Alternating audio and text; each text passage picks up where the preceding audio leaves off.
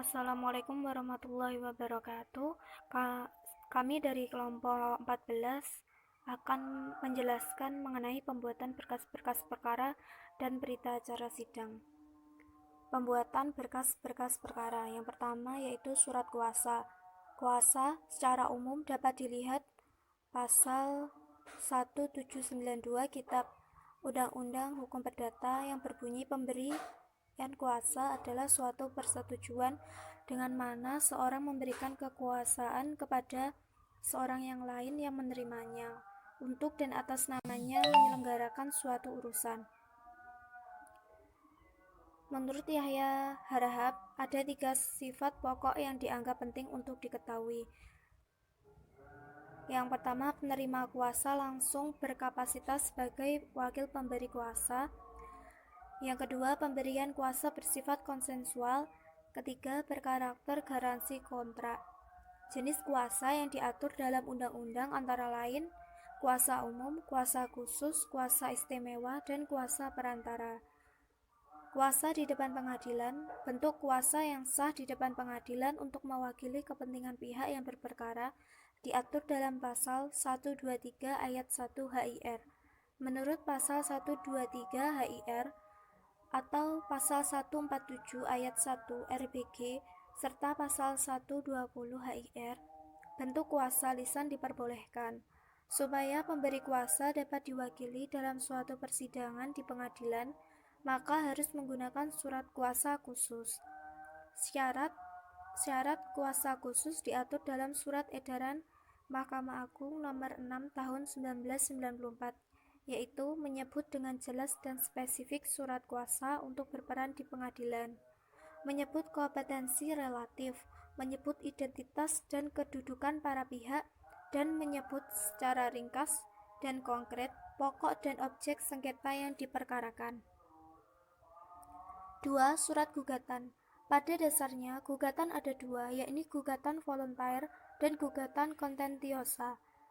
Bentuk gugatan yang diakui dan dibenarkan undang-undang di Indonesia dalam praktiknya ada dua, yakni bentuk lisan dan tulisan. Persyaratan mengenai isi gugatan dapat dijumpai dalam pasal 8 nomor 3 RBG. Adapun dalam ketentuan tersebut, gugatan dalam pokoknya harus memuat identitas para pihak, alasan-alasan gugatan, dan tuntutan atau petitum. Formulasi surat gugatan menurut Yahya Harahap berpendapat, surat gugatan dalam praktik memiliki perumusan atau formulasi sebagai berikut. 1. Ditujukan atau dialamatkan kepada pengadilan negeri sesuai dengan kompetensi relatif. 2. Diberi tanggal. 3. Ditandatangani penggugat atas kuasa. 4. Identitas para pihak. 5. Dasar gugatan. 6. Petitum gugatan. 7. Gugatan asesor. 3. Jawaban tergugat. Setelah gugatan diajukan ke pengadilan, biasanya dilakukan upaya damai atau mediasi. Apabila pada sidang pengadilan kedua ternyata tidak dapat dicapai suatu perdamaian antara penggugat dan tergugat, maka tergugat memberikan jawabannya lewat hakim. Isi suatu jawaban tergugat itu terdiri dari eksepsi, pokok perkara, dan rekonvensi. Jawaban tersebut dibuat rangkap 3 untuk diserahkan kepada penggugat, hakim, dan arsip tergugat sendiri. Jawaban dalam eksepsi. Eksepsi atau tangkisan dapat dibagi atas dua macam, yaitu 1. Eksepsi prosesuil adalah eksepsi yang didasarkan pada hukum acara perdata. Misalnya, eksepsi yang menyatakan hakim tidak berwenang memeriksa gugatan yang diajukan penggugat. 2. Eksepsi material adalah eksepsi yang didasarkan pada hukum perdata material. Antara lain, eksepsi yang menyatakan bahwa gugatan penggugat belum sampai waktunya untuk diajukan. Jadi, eksepsi yang bersifat menunda. Tujuan utama pengajuan eksepsi agar pengadilan mengakhiri proses pemeriksaan tanpa memeriksa materi pokok perkara lebih lanjut. Jawaban terhadap pokok perkara. Dalam memberikan jawaban, maka haruslah disertai dengan alasan-alasan terhadap jawaban tersebut. Terdapat dalam pasal 113 satu pengakuan bekentenis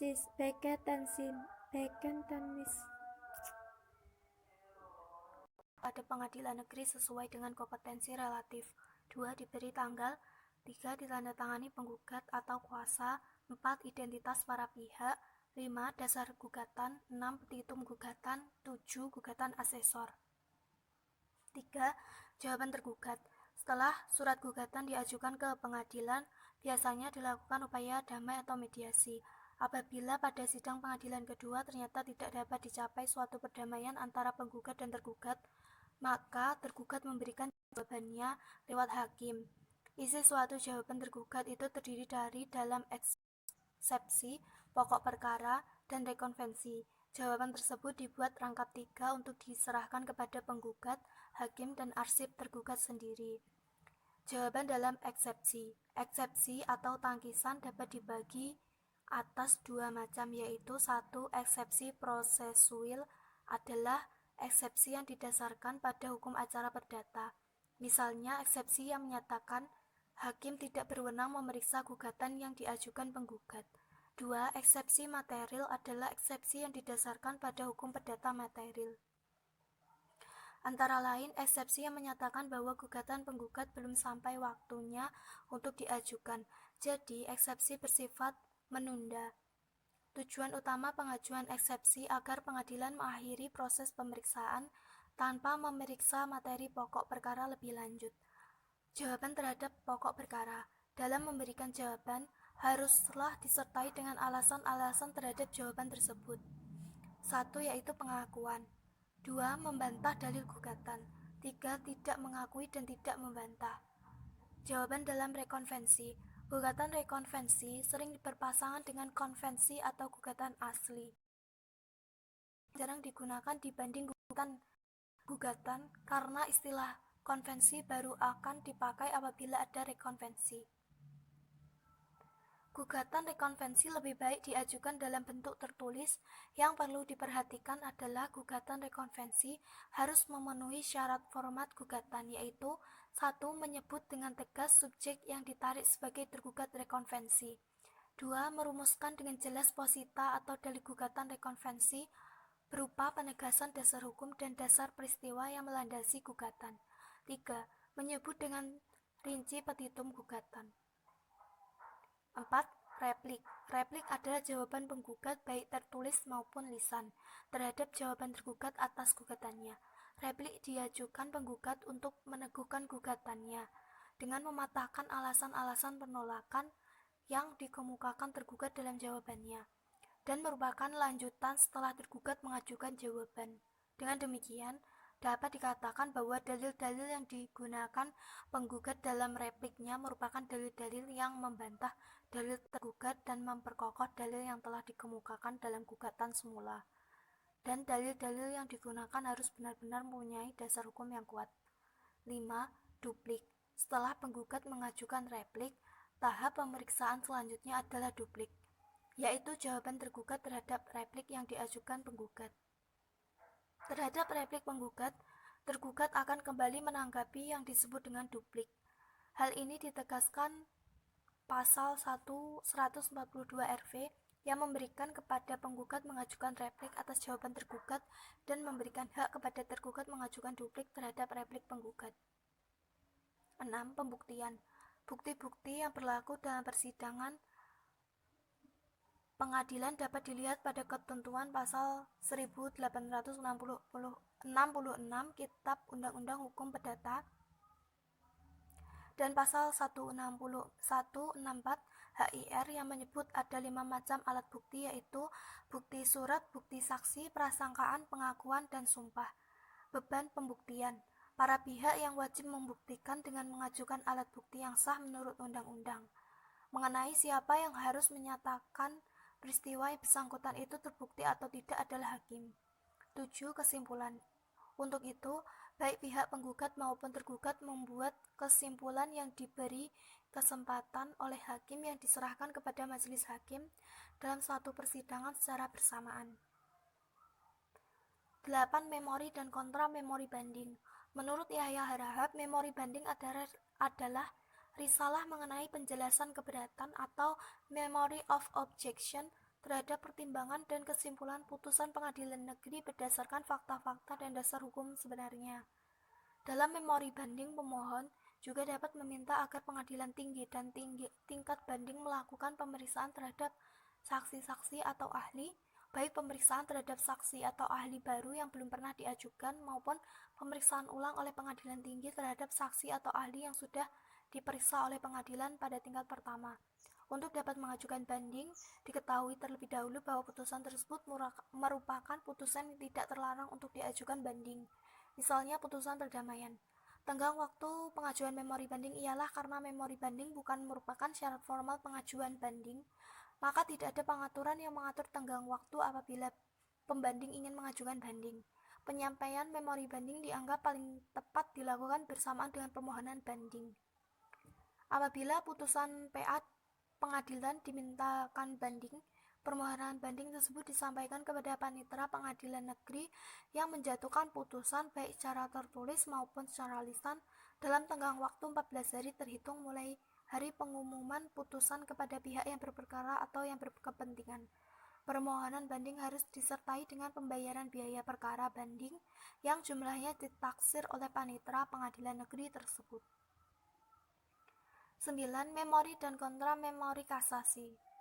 Permohonan kasasi dalam perkara perdata dapat dilihat dalam pasal 46 Undang-Undang tentang Mahkamah Agung yang berbunyi 1. Permohonan kasasi dalam perkara perdata disampaikan secara tertulis atau lisan melalui panitera pengadilan tingkat pertama yang telah memutuskan perkaranya dalam tenggang waktu 14 hari sesudah putusan atau penetapan pengadilan yang dimaksudkan diberitahukan kepada pemohon. Apabila tenggang waktu 14 hari tersebut telah lewat tanpa permohonan kasasi yang diajukan oleh pihak berperkara dianggap telah menerima putusan. 3. Setelah pemohon membayar biaya perkara, panitera tersebut pada ayat 1 mencatat permohonan kasasi dalam buku daftar dan pada hari itu juga membuat akta permohonan kasasi yang dilampirkan pada berkas perkara. 4.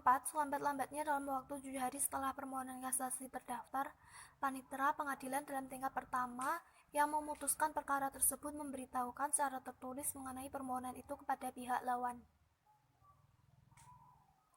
Dalam pengajuan permohonan kasasi, pemohon wajib menyampaikan pula memori kasasi yang memuat alasan-alasannya dalam tenggang waktu 14 hari setelah permohonan yang dimaksud dicatat dalam buku daftar. 10. Memori dan kontra memori peninjauan kembali. Menurut Sudikno Mertokusumo, request civil yang diatur dalam pasal 385 sampai dengan 401 RV ialah peninjauan kembali suatu putusan yang telah memperoleh kekuatan hukum yang tetap. Istilah peninjauan kembali juga ditemukan beberapa peraturan atau di undang-undang. Berdasarkan pasal 67 Undang-Undang Nomor 14 Tahun 1985, Jo Undang-Undang Nomor 5 Tahun 2004, Jo Undang-Undang Nomor 3 Tahun 2009 tentang Mahkamah Agung ditegaskan bahwa permohonan peninjauan kembali putusan perkara perdata yang telah memperoleh kekuatan hukum tetap dapat diajukan hanya berdasarkan alasan-alasan sebagai berikut. Apabila putusan didasarkan pada suatu kebohongan atau tipu muslihat pihak lawan yang diketahui setelah perkaranya diputus atau didasarkan pada bukti-bukti yang kemudian oleh hakim pidana perdata dinyatakan palsu. B. Apabila setelah perkara diputus ditemukan surat-surat bukti yang bersifat menentukan yang pada waktu perkara diperiksa tidak dapat ditemukan. C. Apabila telah dikabulkan suatu hal yang tidak dituntut oleh lebih dari yang dituntut. D. Apabila mengenai sesuatu bagian dari tuntutan belum diputus tanpa dipertimbangkan sebab-sebabnya. E. Apabila antara pihak-pihak yang sama mengenai suatu soal yang sama atas dasar yang sama oleh pengadilan yang sama atau sama tingkatannya telah diberikan putusan yang bertentangan satu dengan yang lain. F. Apabila dalam suatu putusan terdapat suatu kekhilafan hakim atau suatu kekeliruan yang nyata. Adapun tenggang waktu pengajuan permohonan peninjauan kembali yang didasarkan atas 180 hari untuk A yang disebut pada huruf A sejak diketahui kebohongan atau tipu muslihat atau sejak putusan hakim pidana memperoleh kekuatan hukum tetap dan telah diberitahukan kepada para pihak yang berperkara. B yang disebut pada huruf B sejak ditemukan surat-surat bukti yang hari serta tanggal ditemukannya harus dinyatakan di bawah sumpah dan disahkan oleh pejabat yang berwenang. C yang disebut pada huruf C, D, dan F sejak putusan memperoleh kekuatan hukum tetap dan telah diberitahukan kepada para pihak yang berperkara. D yang disebut pada huruf E sejak putusan yang terakhir dan bertentangan itu memperoleh kekuatan hukum tetap dan telah diberitahukan kepada pihak yang berperkara. Berita acara sidang. Berita acara sidang adalah sebuah potret jalannya proses pemeriksaan perkara dalam persidangan dari awal sampai akhir dibacakan putusan atau penetapan hakim. 1. Ketua Majelis Hakim bertanggung jawab atas pembuatan dan kebenaran berita acara persidangan dan menandatanganinya sebelum sidang berikutnya. 2. Panitera pengganti yang ikut bersidang harus membuat berita acara sidang yang memuat segala sesuatu yang terjadi di persidangan, yaitu mengenai susunan persidangan, siapa-siapa yang hadir, serta jalannya pemeriksaan perkara tersebut dengan lengkap dan jelas. 3. Nomor halaman berita acara sidang harus dibuat secara bersambung dari sidang pertama sampai sidang terakhir. 4. Pada waktu musyawarah majelis hakim, semua berita acara harus sudah selesai diketik dan ditandatangani sehingga dapat dipakai sebagai bahan musyawarah oleh majelis hakim yang bersangkutan. Format BAS 1. Ukuran kertas yaitu kertas A4 70 gram, margin 4332 cm, font Arial size 12, spasi 1,5. 2. Tata tulis. Kepala BAS memakai huruf kapital tanpa garis bawah. Nomor BAS setelah kata nomor tidak memakai titik. 2. Penulisan nomor 4 digit seperti berikut. Di bawah nomor BAS untuk sidang pertama ditulis sidang pertama, untuk sidang berikutnya ditulis lanjutan. 3. Penulisan identitas meliputi nama, umur, tanggal lahir, agama, pekerjaan, pendidikan, tempat tinggal atau kediaman. Nama para pihak memakai huruf kapital. Pada baris kedua dimulai dari ketukan ke-15 atau 3 tab. Dalam hal para pihak menggunakan kuasa hukum, identitas kuasa diletakkan setelah identitas para pihak.